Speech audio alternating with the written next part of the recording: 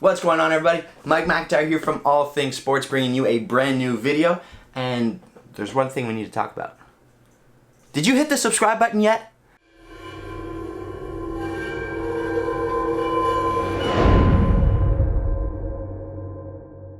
What's going on, guys? Mike McIntyre here, All Things Sports. Brand new video. Let's talk about the Phantom Vision GT and the two big differences between the major releases. So on one hand, we have the Phantom GT with the dynamic fit collar and the firm ground stud pattern. So that's one major release.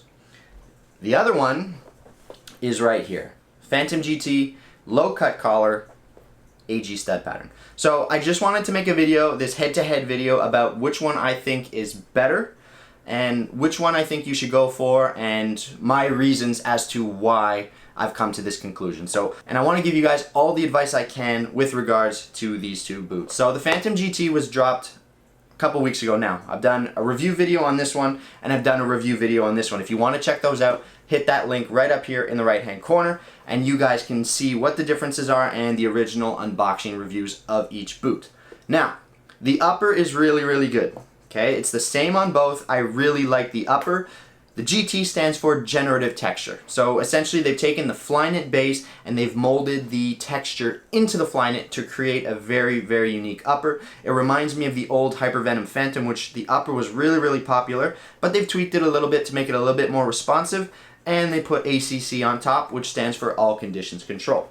So the upper is the exact same thing. The thing you need to look out for is the dynamic fit collar, no collar, collar, no collar, collar. That's something in the end you need to make up your mind. You need to decide if, number one, if you like the way it feels, and number two, if you like the way it looks. And I guess number three is if you want to spend the extra money for it, because this one is more expensive. I think it's 30 or 35 bucks, and it's to get, what, an inch of extra Flyknit material that wraps up your ankle.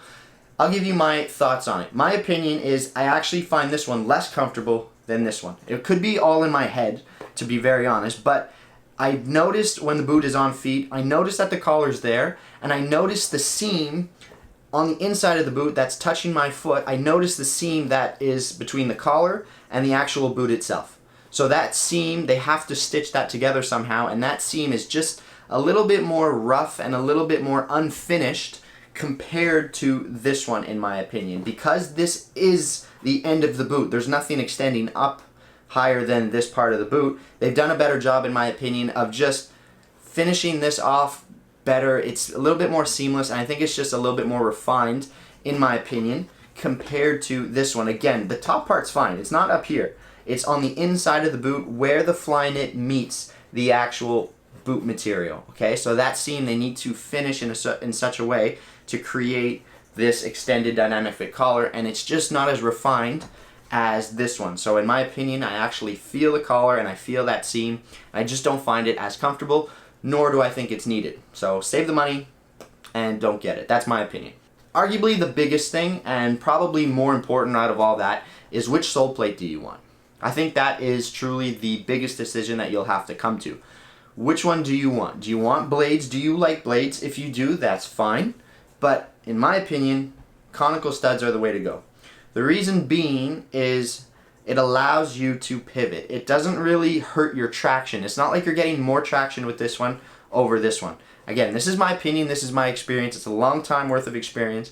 I find this one to be just as grippy, just as much traction as this. The advantage with this is when playing on turf fields, you can pivot. So when changing directions, there's less risk of your foot getting stuck, and you can actually be more efficient because you're able to cleanly pivot, change direction, and move a little bit more freely without your cleats getting stuck in the ground. So in my opinion, hands down, buy AG studs. I think Nike should only offer this. I don't even think they should offer this one. Unless you're playing on firm, natural grass surfaces all the time, fine. But if you're on grass, if you're on turf, if you're on a mix of both, even if you're only on grass, I'd argue that this one, in my opinion, feels a little bit better. So I think that this is the stud pattern to go for because of all those reasons. I find these studs to be I just don't like them. I almost think it would be better if they were all blades, but the problem is Nike's put a couple of blades and then they've taken a conical stud, they've cut the thing in half, and they've placed it on a funny angle so that they don't actually match up. So in the end, you get this weird shaped stud right here. Hopefully I can get a close-up shot of that for you guys. It's just a really weird stud pattern, and I think they'd be better off if they made their mind up going only conical or only blades. So in my opinion, don't get this one, get this one.